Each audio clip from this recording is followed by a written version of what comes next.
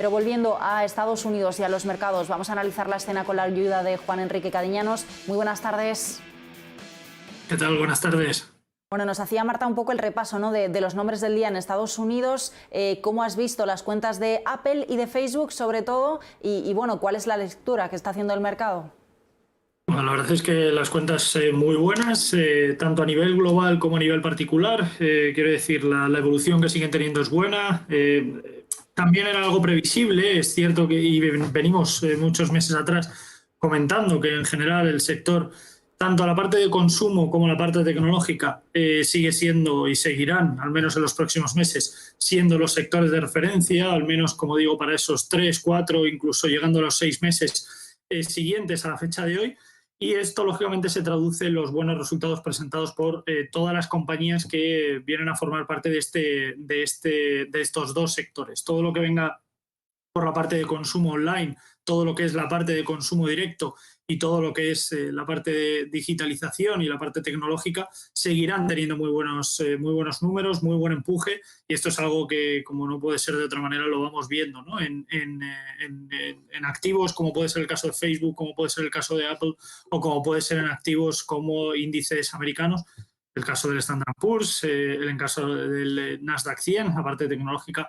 Vemos cómo sigue evolucionando de forma favorable, intentando atacar máximos anteriores y, en definitiva, en algunas ocasiones consiguiendo superarlos y consolidando niveles en el corto plazo. Ayer teníamos la mirada puesta sobre Alphabet, sobre Microsoft. Estamos esperando a Amazon también. ¿Qué te parecen las valoraciones del sector tecnológico? ¿Sería un sector en el que recomiendas a nuestros espectadores que posen la mirada?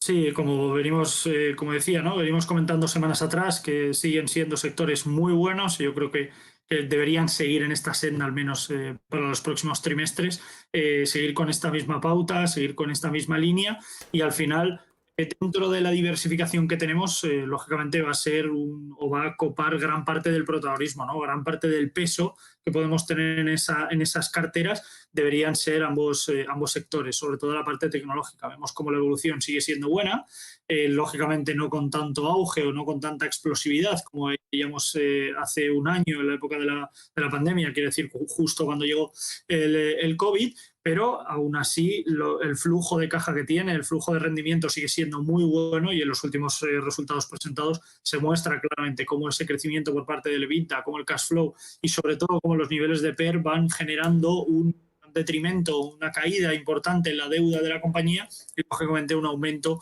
muy estacional y sobre todo muy conservador de cara a los beneficios presentados, al menos en el corto plazo, lo cual es algo muy bueno porque la deuda le da mucha más proyección a largo plazo y los beneficios reales en el propio trimestre le da un beneficio muy claro en el corto plazo. Por mirar también a otros sectores, hoy tenemos las cuentas de Qualcomm que se están cotizando también con subidas y relacionado un poco con lo que decíamos de Apple antes con Marta, esa escasez global de semiconductores. En el caso de Qualcomm, buenas cuentas, también bien recibidas, pero bueno, es un sector al que estamos vigilando mucho porque parece que esta crisis global por el acceso a los chips por el momento va a continuar.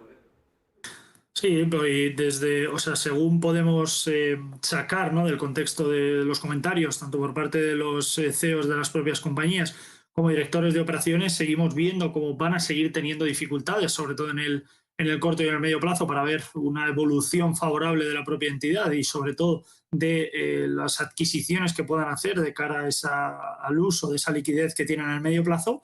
Ya lo han comentado en varias ocasiones, que tenían líneas abiertas de negocio que no han podido acometer, y no por culpa suya, es decir, no porque no tengan liquidez, sino porque no había oferta disponible, o al menos no la oferta que ellos esperaban, y esto lógicamente deja un poco entrever las dificultades que puede tener el sector de cara al largo plazo para poder expandirse, ya no desde el punto de vista interno y no desde el punto de vista sectorial, sino desde el punto de vista de la diversificación, como en muchas ocasiones ambos consejeros han intentado o han mencionado en este sentido la posibilidad y la necesidad de expandir el negocio de ambas compañías, como era en el caso de Apple, pero esta circunstancia impide en muchas ocasiones que las propias entidades puedan expandirse desde un punto de vista sectorial a ambas líneas de negocio, y en ese sentido se puedan y se deban enfocar a una parte mucho más interna y más localizada. ¿Y qué te parece lo que estamos viendo en el otro lado, en el lado europeo, en el lado español? Hoy en Europa, bueno, pues tenemos a Nokia, tenemos a Airbus, en España estamos hoy, tenemos resultados de Mapfre, de Repsol, de AENA, muchos otros también en otros índices, y bueno, ahora ya te pregunto por Línea Directa y por Farmamar, pero bueno, en general, ¿cómo ves la temporada de resultados en Europa?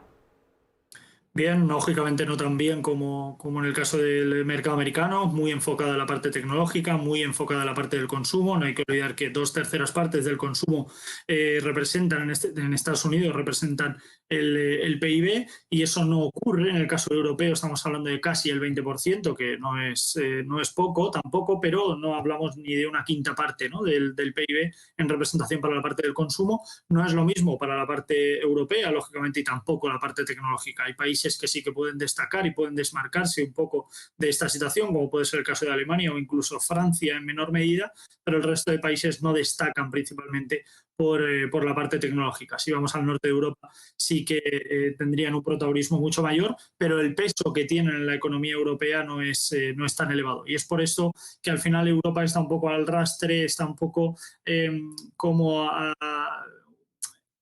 esperando, ¿no?, expectante a ver qué puede pasar con la situación del COVID, expectante de ver cómo puede evolucionar y sobre todo en qué medidas y sobre todo en qué rangos va tomando medidas el Banco Central Europeo, que una vez más, ya no sorprende a nadie, siguen sin tomar las medidas que se esperan para el corto plazo, siguen sin impulsar, al menos en ese horizonte temporal, las medidas que se necesitan, sobre todo de estímulo fiscal, al menos en este horizonte temporal, en ese medio plazo, y ahora mismo al arrastre de ver lo que puede pasar. Como podemos ver en el caso del Eurostoxx, es cierto que impulsan niveles, veíamos también en el caso del DAX cómo conseguían superar máximos consolidando niveles de forma clara, lógicamente no de forma tan boyante como podíamos ver en el Standard & Poor's o incluso en el Nasdaq, y luego índices como el caso del IBEX 35, que lógicamente está mucho más al arrastre, muy lejos de alcanzar esos máximos históricos alcanzados hace unos años en el entorno de los 16.000 puntos, pero por el momento vemos como el índice sigue superando máximos anteriores al entorno de los 8.000 puntos, 8.800, y vemos cómo intenta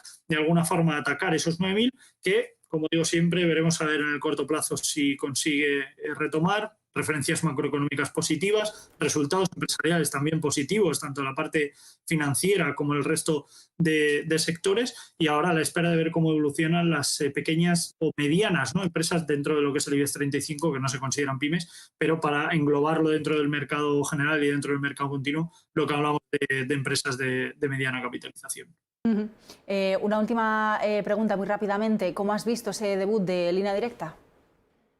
Dentro de lo que se esperaba, al menos en el corto plazo. Tampoco es que fuera la salida a bolsa más esperada del año, pero yo creo que marcando un poco las pautas, cumpliendo las expectativas del mercado, y sobre todo veremos a ver si en las próximas sesiones e incluso semanas siguen copando parte de ese protagonismo y parte de ese volumen de contratación va dirigiéndose en este caso a compañías de este estilo, que yo creo que le van a venir muy bien al mercado español. Pues Juan Enrique Cadeñanos, muchísimas gracias. Buenas tardes. Vamos a ver cómo sigue esa temporada de resultados y cómo siguen los mercados. Hasta la próxima. Gracias a vosotros, un placer.